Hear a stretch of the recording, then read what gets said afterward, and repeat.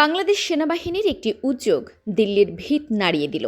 Bharat visa চালু করে ভেবেছিল বাংলাদেশকে হাতের মুঠোয় নেবে, বন্ধুত্বের দোহাই দিয়ে অভ্যন্তরীণ বিষয়ে নাক গলাবে, কিন্তু সেই আশায় গুঁড়ে বালি করে দিল তারেক রহমানের সরকার। এবার প্রতিবেশী দেশ ভারতের মাতব্বরি আজীবনের মতো ঘুচিয়ে দেওয়ার উদ্যোগ গ্রহণ করেছে সরকার। দক্ষিণ এশিয়ার ভূ রাজনীতিতে গত কয়েক দশক ধরে একটি অলিখিত নিয়ম চলে আসছিল। এই দেশের আঞ্চলিক ক্ষমতার সমীকরণ নির্ধারিত হতো নির্দিষ্ট কিছু পরাশক্তির ইশারায়।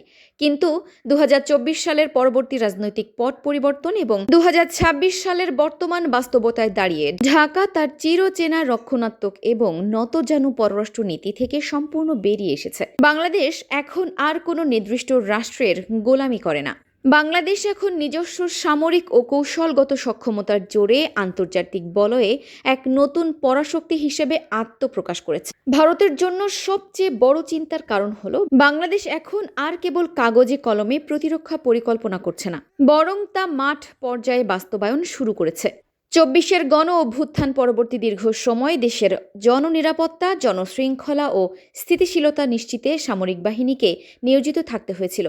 দীর্ঘমেয়াদে এই বেসামরিক দায়িত্ব পালনের কারণেই স্বাভাবিকভাবেই সেনাবাহিনীর মাঠ পর্যায়ের কঠোর অনুশীলন ও যুদ্ধ প্রস্তুতি কিছুটা ক্ষতিগ্রস্ত হয়।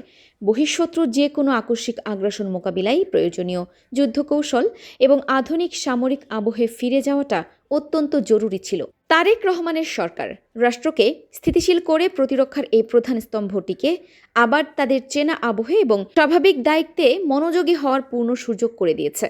এরই ধারাবাহিকতায় দীর্ঘ বিরতির পর পুরোদমে শুরু হয়েছে বাংলাদেশ সেনাবাহিনীর বার্ষিক বারুদ ছড়ানো গ্রীষ্মকালীন মহড়া। এই মহড়া চলাকালেই মানিকগঞ্জের সিংগাইর উপজেলায় বাংলাদেশ সেনাবাহিনীর 9ম পদাতিক ডিভিশনের অধীনে 8 বীরের প্রশিক্ষণ এলাকায় হাজির হন প্রধানমন্ত্রী।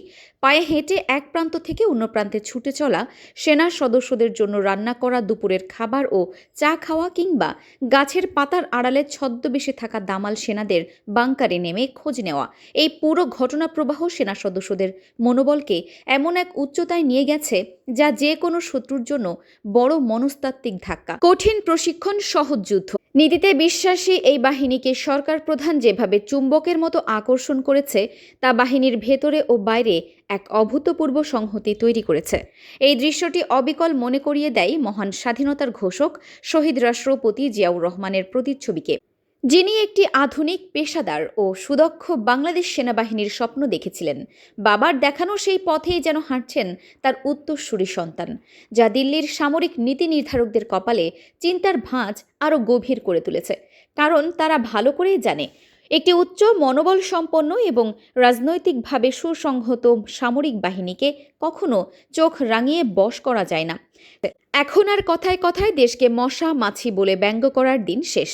এখন বাংলাদেশ আর ভারতের হাতের পুতুল হয়ে নাচবে না। মূলত ভারতের আসল রাতের ঘুম হারাম করেছে চট্টগ্রামের সীতাকুণ্ডের ভাটিয়ারি এলাকায় গড়ে ওঠা দেশের ইতিহাসের সবচেয়ে আধুনিক ও মেগা সমরাস্ত্র কারখানাটি। 2024 সালের অক্টোবর মাসে অত্যন্ত গোপনীয়তার সাথে সেনা সদর থেকে এই নির্দিষ্ট এলাকার জন্য চূড়ান্ত প্রস্তাব পাঠানো হয়েছিল, যা পরবর্তীতে একনেকের বৈঠকে পাশ হয়। দীর্ঘদিন পরিত্যক্ত পড়ে থাকা জলিল টেক্সটাইল মিলসের 54.99 একর বিশাল ভূমি পাকাপাকিভাবে বাংলাদেশ সেনাবাহিনীর হাতে তুলে দেওয়া হয়েছে।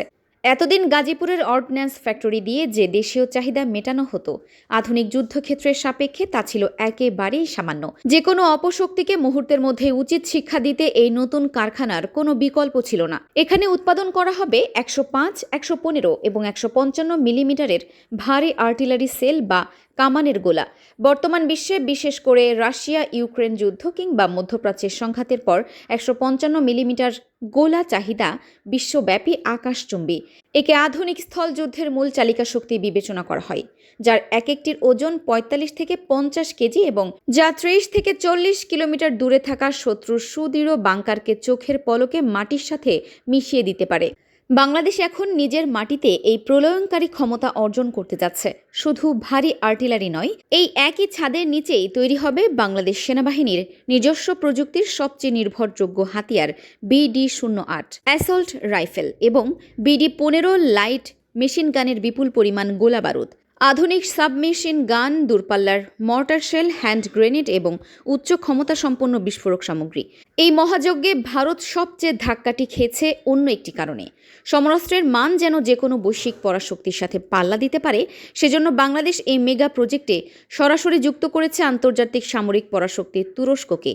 তুর্কির প্রতিরক্ষা প্রযুক্তি প্রতিষ্ঠান রেপকন এর সরাসরি তত্ত্বাবধান এবং কারিগরি সহায়তায় বাংলাদেশ এই ভারী সমরাস্ত্র তৈরির প্রযুক্তিগত স্বয়ংসম্পূর্ণতা অর্জন করতে যাচ্ছে।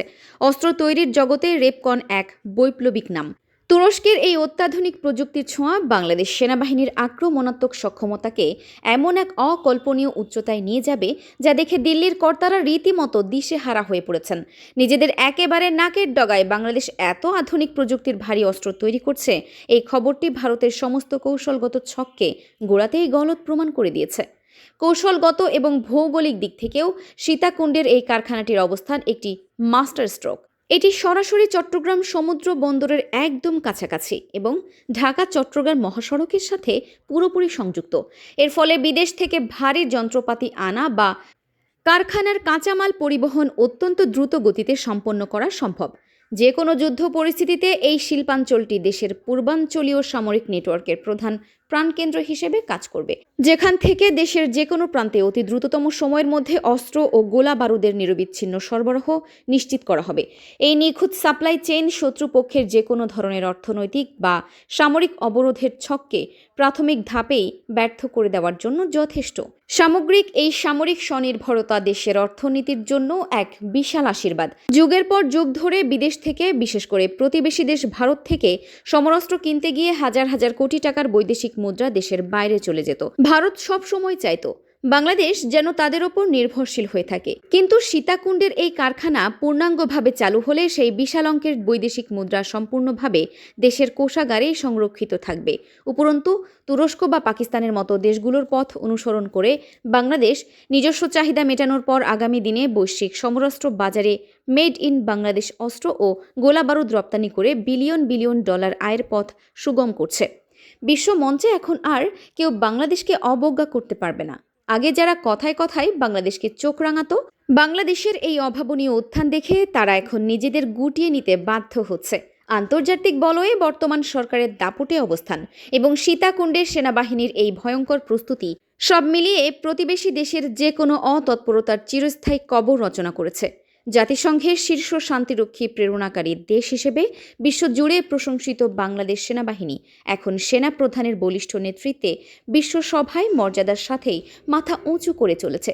সীতাকুণ্ডের মেগা প্রজেক্ট যৌথভাবে বিশ্বকে জানিয়ে দিল বাংলাদেশ এখন আর কারো ওপর নির্ভরশীল নয়। নির্ভরতার শৃঙ্খল ভেঙে নিজের সীমানা সুরক্ষিত রেখে বিশ্বমঞ্চে মাথা উঁচু করে দাঁড়ানোর যে শপথ বাংলাদেশ নিয়েছে, তার রোকবার ক্ষমতা এখন আর দিল্লির দাদাগিরির নেই। বাংলাদেশ এখন নিজের সীমানা রক্ষায় কেবল আত্মবিশ্বাসী নয়, বরং যে কোনো ধরনের বাহ্যিক আগ্রাসন বা চোখ রাঙানিকে মাঠ পর্যায়ে প্রতিহত করতে শতভাগ প্রস্তুত।